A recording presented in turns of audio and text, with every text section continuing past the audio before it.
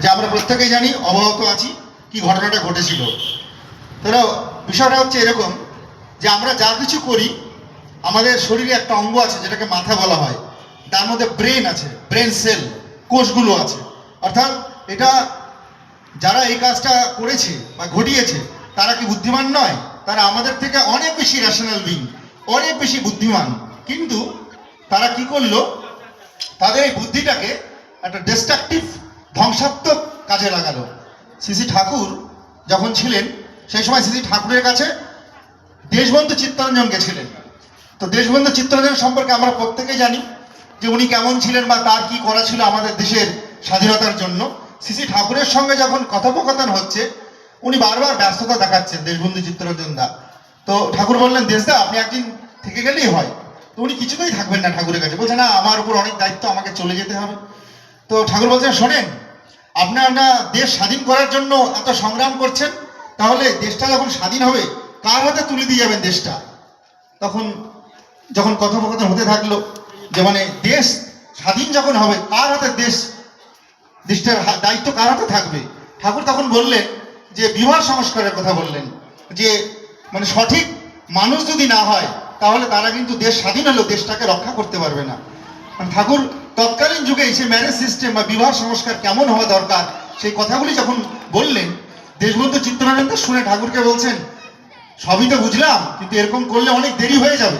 ঠাকুর বললেন, দেরি হোক তাতে অসুবিধা নেই, কিন্তু তাড়াহুড়ো করতে যাবেন না, তাতে কিন্তু বরঞ্চ ক্ষতিই হবে। আজকে আমরা হারে হারে টের পাচ্ছি তাই। কারণ মাথা যদি ঠিক না হয়, ব্রেন যদি ঠিক না হয়, তাহলে কি হবে? তার বুদ্ধি দিয়ে সে কিছু না কিছু করবে, হয় খারাপ কাজ করবে, কুকর্ম করবে, অথবা সে ডিস্ট্রাকটিভ চিন্তা করবে, মানে ধ্বংসাত্মক, যে আমি এমন কিছু করব এখানে এটা দিয়ে উড়িয়ে দেব।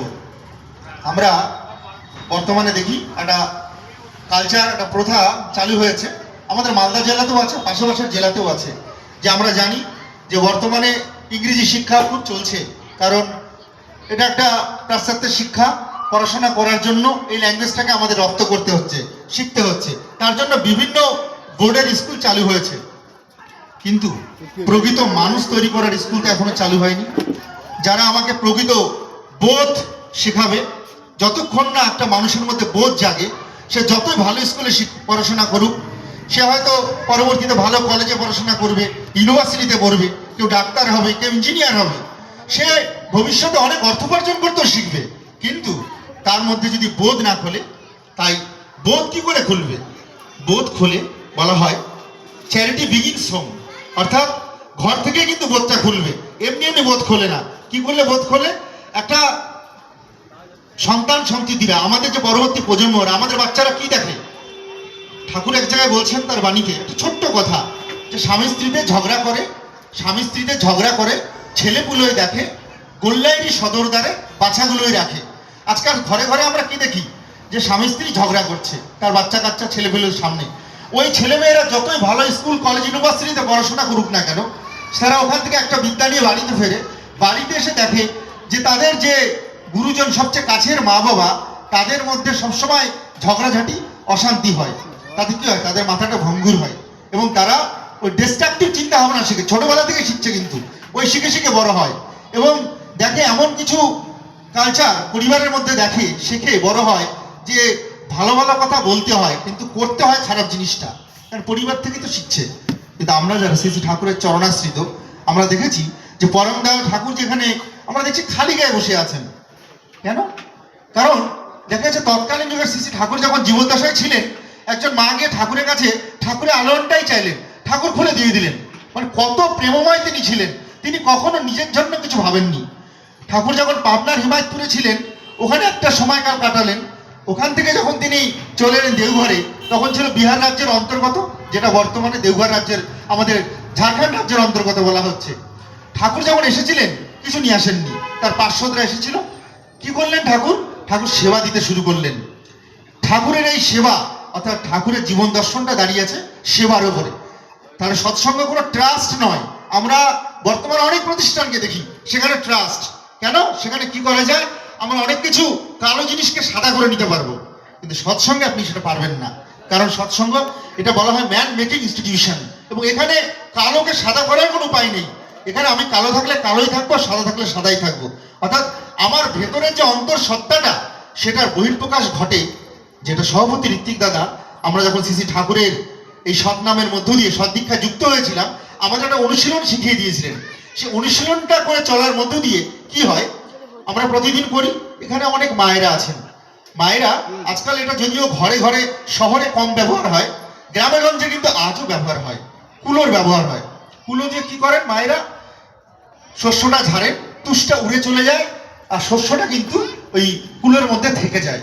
তাই আমরা যারা পরমদয়াল শ্রী শ্রী ঠাকুরের চরণাশ্রিত, আমরা যারা এই যে আমরা যে অনুশীলনটার মধ্যে আছি, সকালে ঘুম থেকে উঠে যে করি, যেটাকে ইষ্টবৃত্তি বলা হচ্ছে, এই মহাযজ্ঞটা করে কি হয়, প্রতিদিন করার মধ্য দিয়ে আমাদের জীবনে প্রতিদিন অমৃতত্ব যোগ হয়।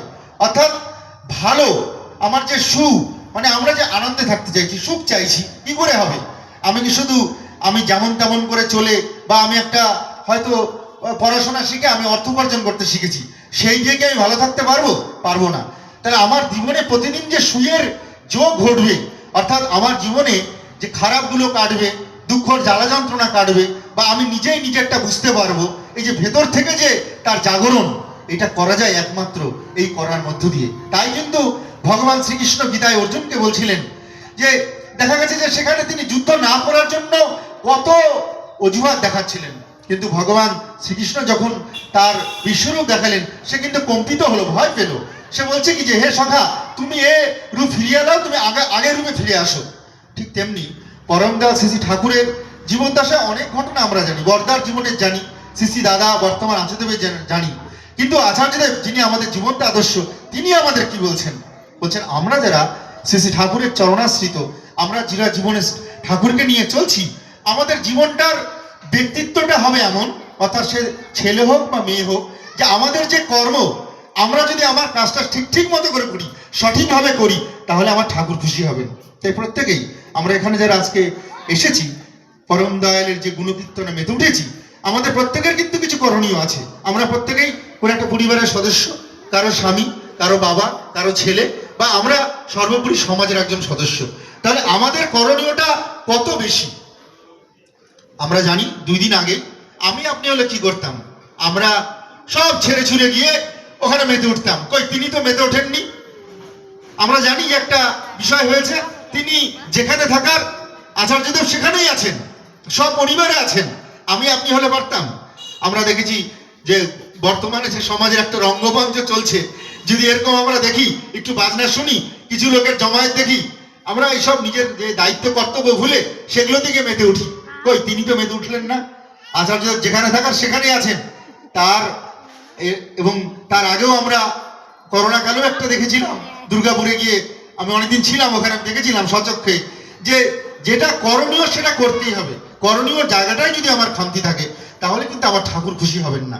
তো তাই পরম দয়াল ঠাকুর কি বলছেন, ঠাকুর পাবনায় একবার বসে আছেন, তো সচরাচর ঠাকুর এই কথাটা কাউকে বলেন না। তো একজন ভাই এসে খুব কান্নাকাটি করছে ঠাকুরের ওখানে। তো ঠাকুর তার মাধ্যমে জানতে পারলেন যে ওই ভাইটির নাকি মা বাবার সাথে পড়ে না। তো ঠাকুর বলছেন, এই শোন, যে ছেলে তার মা বাবাকে সেবা দিয়ে তুষ্ট করতে পারে না, তার আমার এখানে কোনো জায়গা নেই। ওকে গিয়ে বল এখান থেকে চলে যেতে। ঠাকুর সাধারণত কাউকে চলে যেতে বলেন না। তাহলে ঠাকুর কি শিক্ষা দিলেন? তাহলে আমাদের প্রত্যেকের জীবনেই জীবন্ত দেবদেবতা হচ্ছেন মা বাবা। কিন্তু মা বাবাকে কি করে আমার তুষ্ট করা যায়, কি করে সেবা দিতে হয়, এই যে শিক্ষাটা, এই শিক্ষাটা তো আমাকে কোনো স্কুল, কলেজ, ইউনিভার্সিটি বা কোনো জায়গায় কোনো মেকানিজমে শেখানো হচ্ছে না, দেখানো হচ্ছে না। তাহলে এই শিক্ষাটা যার কাছে গেলে পাওয়া যায়, তিনি হন আচার্যদেব। আচার্যদেব দাদা কয়েকদিন আগে একটা ঘটনা বলছিলেন, বাস্তব ঘটনা। এই যে আমরা দেখবেন বর্তমানে এখন আমাদের সবার কাছে একটা বস্তু আছে যেটাকে মোবাইল বলা হয়, বেশিরভাগ অ্যান্ড্রয়েড ফোন। আমরা কেউ আছি যারা অ্যাপেল কোম্পানির ফোন ব্যবহার করে থাকি, আইফোন বলা হয়। কিন্তু এখানে একটা মজার বিষয় আছে, সেখানে ইউটিউব খুললেই এমন কিছু কিছু জিনিস পাওয়া যায় যেগুলো দেখে আমরা খুব মুগ্ধ হই। এবার ধরা যাক দাদা আচার্য বলছেন 24 ঘন্টার মধ্যে ওই ব্যক্তিটি একটা নির্দিষ্ট টাইম বের করে নিয়েছে, স্প্যান, যে ওই সময়টাতে আমি এমন এমন কথা বলবো এবং আমার কথাগুলি রেকর্ড করা হবে, সর্বত্র ছড়িয়ে যাবে। আর আজকাল তো লাইভ টেলিকাস্ট করা যায়। তাতে কি হয়, মানুষ খুব সহজেই মুগ্ধ হয়। কিন্তু এবার 24 ঘন্টার মধ্যে ধরা যাক সেই মানুষটা, আচ্ছা দেবে বললেন দাদা যে 40 বা 50 মিনিট একটা টাইম বের করে প্রতিদিন, ওই টাইমটাতেই কিন্তু ওই ঘটনাটা ঘটায়। আর বাদ বাকি টাইমটা সে কিভাবে জীবনযাপন করে বা কি করে এটা কিন্তু কেউ জানে না। আর ওই যে ভিডিও ক্লিপিংসটা এতভাবে ছড়াচ্ছে যে মানুষ খুব মুগ্ধ হচ্ছে ওটা দেখে, বাবা করছে। কারণ ভালো ভালো কথা বলা খুবই সহজ, কারণ এত বেশি আজকাল তো ইন্টারনেট ওয়ার্ল্ড ওয়াইড ওয়েবসাইটের যুগে, মানে যে কোনো কিছু সার্চ করে আমরা পেতে পারি, রপ্ত করতে পারি, বলতে পারি, এগুলো খুব সহজ। কিন্তু করার জায়গায় তো অসঙ্গতি থাকবে। সে তো বাদ বাকি যে 23 ঘন্টা কয়েক মিনিট সময় সে তো নিজের মতো করে জীবনযাপন করে, তাতে কি লাভ হলো? জগতের কোনো লাভ হবে? কারোর কিছু লাভ হবে না। আমি আপনি শুনলে, ওই ভিডিও রেকর্ডিং বা ইউটিউবে শুনলে কিছু হয়তো ভালো কথা জানতে পারবো, শিখতে পারবো, কিন্তু বাস্তবিক করার প্রেরণাটা কিন্তু, ইম্পালসটা আমাদের মধ্যে আসবে না। ভেতর থেকে এটা কোনোদিনই একটা ইনার সেন্সেশন কাজ করবে না। বর্তমান সময়ে এইটাই হচ্ছে অভাব। ভাবা খুব সহজ, বলা খুব সহজ, লেখা তো আরো সহজ, সেখান থেকে অনেক ডিগ্রিও পাওয়া যেতে পারে, কিন্তু করাটা, মানে ভাবা বলা এগুলো খুব সহজ, ইজিলি হয়, কিন্তু করার সাথে আমাদের সঙ্গতি থাকে না, তখন হয় সমস্যা। তখন আমার বাচ্চা, আমার ছেলে, আমার মেয়ে, তারা দেখে যে না, আমার বাবা যে কথাটা বলে সে তো নিজেই করে না, তাহলে আমি কেন করব? তাই তিনি আমাদের হাত দিয়েছেন ওই করার উপরে। আমরা যারা শ্রী শ্রী ঠাকুরের চরণাশ্রিত, আমাদের কিন্তু দায়িত্ব কর্তব্যটা অনেক বেশি।